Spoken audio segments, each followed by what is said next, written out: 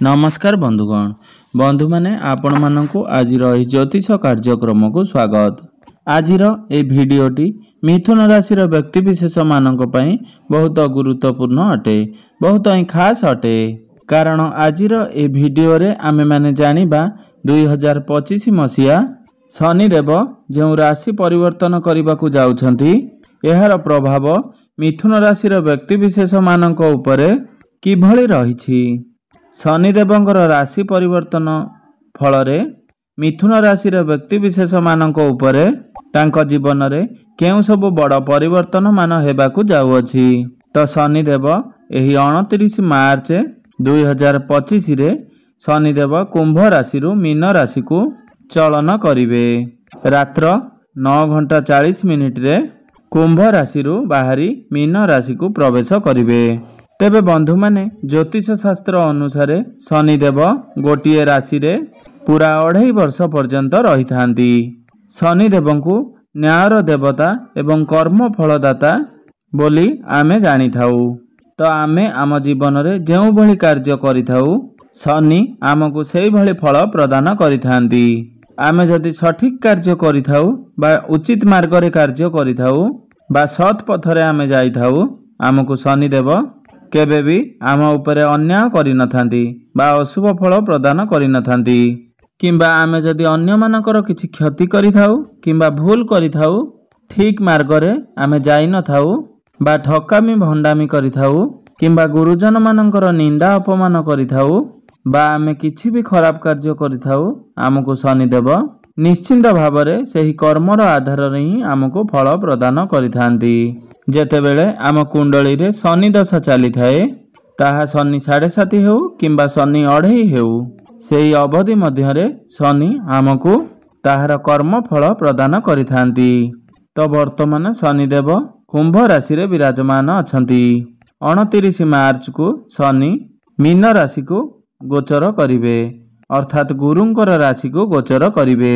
जेउ कारणरू किछि राशि रो व्यक्ति विशेष मानकर जीवन रे शनि 7.5 एवं शनि 2.5 रो आरंभ हेबा पई जाउअछि एवं किछि राशि रो व्यक्ति विशेष मानकर जीवन रो शनि 2.5 एवं शनि 7.5 रो समाप्त हेबा पई जाउअछि। तो एही शनिंकर एही गोचर फल रे मेष राशि रो व्यक्ति विशेष मानकर शनि 7.5 आरंभ हेबो। बिछा राशि एवं कर्कट राशि रो व्यक्ति विशेष मानकर शनि 2.5 समाप्त हेबो। सिंह राशि शनि 2.5 आरंभ हेबो। धनु राशि शनि 2.5 आरंभ हेबो। कुंभ राशि व्यक्ति विशेष मानकर शनि 7.5 शेष चरण आरंभ होइजिबो एवं मकर राशि व्यक्ति विशेष मानकर शनि 7.5 समाप्त होइजिबो। तो मोटा मोटी भाव में कहबाकू गले शनिंकर एही चलन प्रत्येक राशि व्यक्ति विशेष मानक उपरे किछि ना किछि प्रभाव पकाइबाकू जाउछि। तेबे एही जो 2.5 वर्ष रहिबो सेही 2.5 वर्ष रे शनिदेव मिथुन राशि व्यक्ति विशेष मानक उपरे किभଳି प्रभाव पकाइबो से विषय रे आजिर एही भिडियो रे आमे माने विस्तार भाव रे आलोचना करिबा। शनिंकर एही चलन मिथुन राशि व्यक्ति विशेष मानक उपरे शुभ फल प्रदान करिवो ना अशुभ फल प्रदान करिवो किभଳି भाव रे एही 2.5 वर्ष कटिबो से विषय रे आजिर ए भिडियो रे आमे माने आलोचना करिबा। तेबे बंधु माने भिडियोटी को आगो को बढ़िबा पूर्वरु जदि आपण मानकर मिथुन राशि होई थाए तेबे भिडियोटी को स्किप न करी थरे मात्र शेष पर्यंत निश्चिंत देखंतु एवं भिडियो को गोटे लाइक करी चैनल टी को सब्सक्राइब कर दियंतु एवं भक्ति एवं श्रद्धार सहित कमेंट बॉक्स रे जय श्री शनिदेव अवश्य लिखि दियंतु। तेबे बंधु माने आसंतु आरंभ करिबा आजिर एही कार्यक्रम जहा कि जन्म राशि एवं चंद्र राशि उपरे आधारित अटे। तो बंधु माने 2025 29 मार्च शनिदेव जेतेबेले कुंभ राशि बाहरी मीन राशि को प्रवेश करिवे तो मिथुन राशि दशम भाव को शनिदेव प्रवेश करिवे। तेबे बंधु माने दशम भावटी होइथाए क्यारियर रो भाव आपनकर कार्य क्षेत्र रो भाव आपनकर चाकरी रो भाव।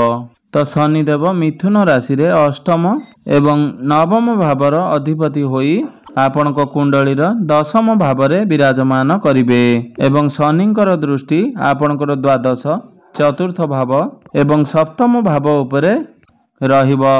तो शनि एठारे ଯେଉଁ ଭାବରେ ବିରାଜମାନ କରିଥାନ୍ତି ସେହି ଭାବକୁ ବୃଦ୍ଧି କରାଇଥାନ୍ତି। ଦଶମ ଭାବଟି ଯେହେତୁ ଆପଣଙ୍କର କାର୍ଯ୍ୟକ୍ଷେତ୍ରର ଭାବ, ଆପଣଙ୍କର କ୍ୟାରିୟରର ଭାବ, ତାହେଲେ ନିଶ୍ଚିନ୍ତ ଭାବରେ ଆପଣଙ୍କର କାର୍ଯ୍ୟକ୍ଷେତ୍ରରେ ଗ୍ରୋଥ ଆସିବ। ଆପଣ ଆପଣଙ୍କର ସହଯୋଗୀମାନଙ୍କ ଠାରୁ ସହଯୋଗ ପ୍ରାପ୍ତ କରିବେ। ଆପଣଙ୍କ ଉପରେ ଯେଉଁ କାର୍ଯ୍ୟଭାର ରହୁଥିଲା ତାହା ଧୀରେ ଧୀରେ କମ୍ ହୋଇଯିବ। ଏହା ସହିତ ଆପଣଙ୍କର କ୍ୟାରିୟରକୁ ନେଇ ଯେଉଁ ସବୁ ମନୋକାମନା ଥିଲା ତାହା ନିଶ୍ଚିନ୍ତ ଭାବରେ ପୂରଣ ହେବ। ମିଥୁନ ରାଶିର ବ୍ୟକ୍ତିବିଶେଷମାନଙ୍କର ଚାକିରିରେ ଆସୁଥିବା ସମସ୍ୟା ଦୂର ହେବା ସହିତ ଯେଉଁମାନଙ୍କ ପାଖରେ କୌଣସି ଚାକିରି ନାହିଁ ବା ଚାକିରି ପାଇଁ ପ୍ରିପାରେସନ୍ ହେଉଛନ୍ତି ତ ସେମାନଙ୍କୁ ନିଶ୍ଚିନ୍ତ ଭାବରେ ଚାକିରି ପ୍ରାପ୍ତ ହେବାର ଯୋଗ ବନୁଅଛି। ଆପଣଙ୍କର ଆର୍ଥିକ ସ୍ଥିତିରେ ଗୋଟେ ବହୁତ ବଡ଼ ପରିବର୍ତ୍ତନ ହେବ। ଆପଣଙ୍କର ଦଶମ ଭାବରେ ଶନିଦେବ ଗୋଚର କରିବା ହେତୁ ଆପଣ ଆପଣଙ୍କର ନିଷ୍ଠାର ସହିତ କାର୍ଯ୍ୟକୁ ସମ୍ପାଦନ କରିବେ।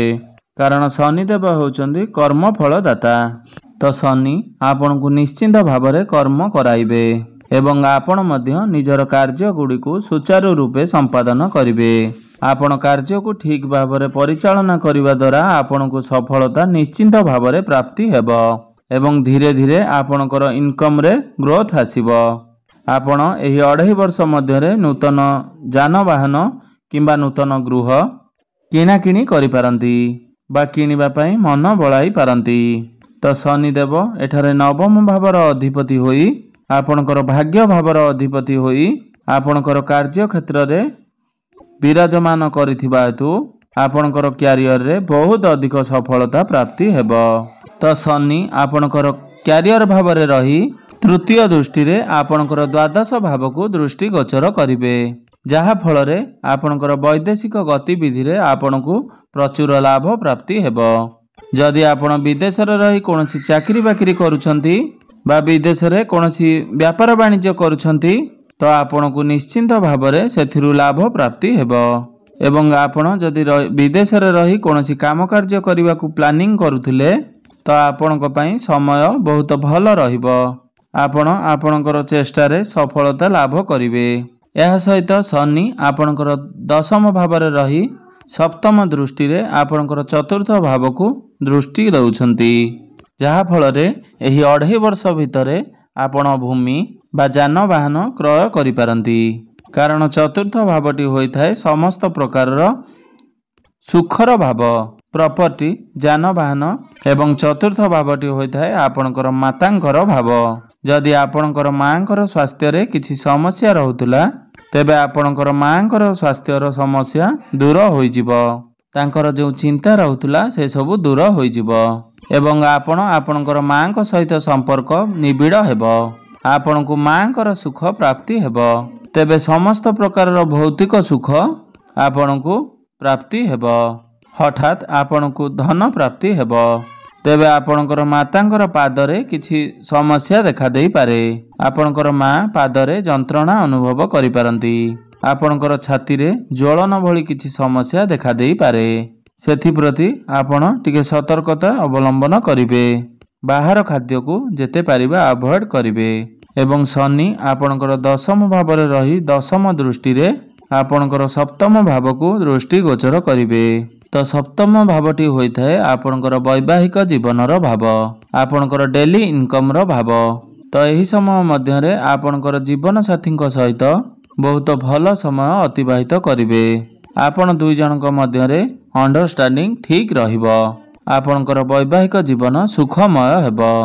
ଆପଣ ଆପଣଙ୍କର ବ୍ୟାପାର ବାଣିଜ୍ୟରେ ନିଷ୍ଠାର ସହିତ କାର୍ଯ୍ୟ କରିବେ, ଯାହାଫଳରେ ଆପଣଙ୍କର ବ୍ୟାପାର ବାଣିଜ୍ୟରେ ଉନ୍ନତି ଆସିବ। କର୍ମର କାରକ ଗ୍ରହ ଶନିଦେବ ଆପଣଙ୍କର ଦଶମ ଭାବରେ ବା ଆପଣଙ୍କର କାର୍ଯ୍ୟକ୍ଷେତ୍ରରେ ରହିବା ଦ୍ୱାରା ଆପଣଙ୍କ ଉପରେ କିଛି ନକାରାତ୍ମକ ପ୍ରଭାବ ମଧ୍ୟ ରହିବ। ତ ଏହି 2.5 ବର୍ଷ ମଧ୍ୟରେ ମିଥୁନ ରାଶିର ବ୍ୟକ୍ତିବିଶେଷମାନଙ୍କର ଜୀବନରେ ଆପଣଙ୍କର ପିତାଙ୍କ ସହିତ କିଛିଟା ଭୁଲ ବୁଝାମଣା ଦେଖାଦେଇପାରେ। ଆପଣ ଆପଣଙ୍କର ବିଜନେସରେ ଅଧିକ ସମୟ ଦେବା ଫଳରେ ପରିବାରଙ୍କର ଲୋକଙ୍କ ସହିତ ଆପଣ ସମୟ ଆଦୌ ଦେଇପାରିବେ ନାହିଁ, ଯାହାଫଳରେ ଆପଣଙ୍କର ପରିବାରଙ୍କର ସଦସ୍ୟ ସହିତ ବିଶେଷ କରି ଆପଣଙ୍କର ଜୀବନସାଥୀଙ୍କ ସହିତ ଆପଣଙ୍କର କିଛିଟା ଭୁଲ ବୁଝାମଣା ହୋଇପାରେ। ତେବେ ଆପଣଙ୍କ ଭିତରେ ଯେତେ ପ୍ରକାରର ସମସ୍ୟା ଆସିଲେ ମଧ୍ୟ ଆପଣଙ୍କ ଉପରେ ତାର ବିଶେଷ କିଛି ପ୍ରଭାବ ପଡ଼ିପାରେ ନାହିଁ। ଆପଣଙ୍କୁ ସମସ୍ତ ପ୍ରକାରର ସୁଖ ପ୍ରାପ୍ତି ହେବ। ଆପଣଙ୍କର ଜୀବନରେ ଧୀରେ ଧୀରେ ଉନ୍ନତି ହେବ। ସମାଜରେ ଆପଣଙ୍କର ମାନ ସମ୍ମାନ ପଦ ପ୍ରତିଷ୍ଠା ବଢ଼ିବ। ତ ଦଶମ ଭାବରେ ଶନିଙ୍କର ଚଳନ ଆପଣଙ୍କୁ ଶୁଭ ଏବଂ କିଛିଟା ଅଶୁଭ ଫଳ ପ୍ରଦାନ କରିବ। ଧୀରେ ଧୀରେ ହେଲେ ମଧ୍ୟ ଆପଣଙ୍କର ସମସ୍ତ ସମସ୍ୟା ଦୂର ହୋଇଯିବ। ଆପଣଙ୍କୁ ସୁଖ ସମୃଦ୍ଧି ଏବଂ ଧନ ଧାନ୍ୟ ପ୍ରାପ୍ତି ହେବ। ତେବେ ବନ୍ଧୁମାନେ ଏବେ ଆସନ୍ତୁ ଜାଣିନେବା କିଛି ସରଳ ପ୍ରତିକାର ବିଷୟରେ, ଯେଉଁ ପ୍ରତିକାର ଗୁଡ଼ିକ କରିବା ଦ୍ୱାରା ଏହି ଶନି 2.5 ବର୍ଷ ଭିତରେ ଆପଣଙ୍କର ଆସୁଥିବା ଅଶୁଭତ୍ୱ ଗୁଡ଼ିକ ଖଣ୍ଡନ ହୋଇ ଆପଣଙ୍କୁ ଶୁଭ ଫଳ ପ୍ରାପ୍ତି ହେବ ଏବଂ ଯାହା ବି କିଛି ଆପଣଙ୍କର ଅଶୁଭତ୍ୱ ଆସୁଛି ସେ ସବୁର ଧୀରେ ଧୀରେ ଖଣ୍ଡନ ହୋଇଯିବ। ସେଥିପାଇଁ ପ୍ରତ୍ୟେକ ଶନିବାର ଦିନ ଆପଣ ସୋରିଷ ତେଲର ଲୁଣ ଏବଂ କଳା ରାଶିର ଦାନ ଦିଅନ୍ତୁ। ଏହା ବ୍ୟତୀତ ଆପଣ ଦୀନ ଦରିଦ୍ରମାନଙ୍କୁ କମ୍ବଳ ଦାନ କରନ୍ତି ତ ଏହା ମଧ୍ୟ ଆପଣଙ୍କ ପାଇଁ ବହୁତ ଶୁଭ ଫଳ ପ୍ରଦାନ କରିବ। ଏହା ବ୍ୟତୀତ ଆପଣ ପ୍ରତ୍ୟେକ ଶନିବାର ଦିନ କୌଣସି ଅଶ୍ୱସ୍ଥ ଗଛ ମୂଳରେ ବା ଆପଣଙ୍କ ଘର ପାଖରେ ଯଦି ଶନିଙ୍କର ମନ୍ଦିର ରହିଛି ତ ଆପଣ ସେହି ମନ୍ଦିରକୁ ଯାଇ ସୋରିଷ ତେଲର ଦୀପ ଜାଳନ୍ତି ତ ତାହା ମଧ୍ୟ ଆପଣମାନଙ୍କ ପାଇଁ ବହୁତ ଶୁଭ ଫଳ ପ୍ରଦାନ କରିବ। ତ ଆପଣ ମନେ ରଖିବେ, ଯଦି ଆପଣ ଶନି ମନ୍ଦିରରେ ଦୀପ ଜାଳୁଛନ୍ତି ଏବଂ ଆପଣ ମହିଳା ଅଟନ୍ତି ତେବେ ଆପଣ କେବେ ବି ଶନିଦେବଙ୍କର ପ୍ରତିମୂର୍ତ୍ତିକୁ ସ୍ପର୍ଶ କରିବେ ନାହିଁ। କିମ୍ବା ଆପଣ ନାରୀ ହୁଅନ୍ତୁ କିମ୍ବା ପୁରୁଷ ହୁଅନ୍ତୁ, ଶନିଙ୍କର ସାମ୍ନାରେ ଆପଣ ସିଧା ଦୃଷ୍ଟି କେବେ ବି ଦିଅନ୍ତୁ ନାହିଁ, କାରଣ ଶନିଙ୍କର ଦୃଷ୍ଟି ବହୁତ ଖରାପ ହୋଇଥାଏ। ଯଦି ଆପଣମାନଙ୍କ ଉପରେ ଶନିଙ୍କର ସିଧା ଦୃଷ୍ଟି ଆପଣଙ୍କ ଉପରେ ପଡ଼େ ତ ଆପଣଙ୍କର ଜୀବନରେ ବହୁତ କିଛି ସମସ୍ୟା ଆସିବ। ଆପଣଙ୍କୁ ବହୁତ କିଛି ସମସ୍ୟା ଦେଇ ଗତି କରିବାକୁ ପଡ଼ିବ। ସେଥିପାଇଁ ଆପଣ ଯେତେବେଳେ ଦୀପ ଜାଳୁଛନ୍ତି ପ୍ରତିମୂର୍ତ୍ତିର ବାମ ପାର୍ଶ୍ୱରେ କିମ୍ବା ଡାହାଣ ପାର୍ଶ୍ୱରେ ଆପଣ ଦୀପ ଜ୍ୱଳନ କରିବେ। ଶନିଦେବଙ୍କର ପ୍ରତିମାର ସମ୍ମୁଖରେ କେବେ ବି ଆପଣ ଛିଡ଼ା ହେବେ ନାହିଁ। ଏହା ବ୍ୟତୀତ ଆପଣ ପ୍ରତ୍ୟେକ ଦିନ ହନୁମାନ ଚାଳିଶାର ପାଠ ଅବଶ୍ୟ କରନ୍ତୁ। ନିଶ୍ଚିନ୍ତ ଭାବରେ ଆପଣଙ୍କୁ ସମସ୍ତ ପ୍ରକାରର ଶୁଭ ଫଳ ପ୍ରାପ୍ତି ହେବ। ତେବେ ବନ୍ଧୁମାନେ, ଆପଣଙ୍କର ଜୀବନ ମଙ୍ଗଳମୟ ହେଉ, ଏହା ହିଁ ଈଶ୍ୱରଙ୍କ ନିକଟରେ ମୋର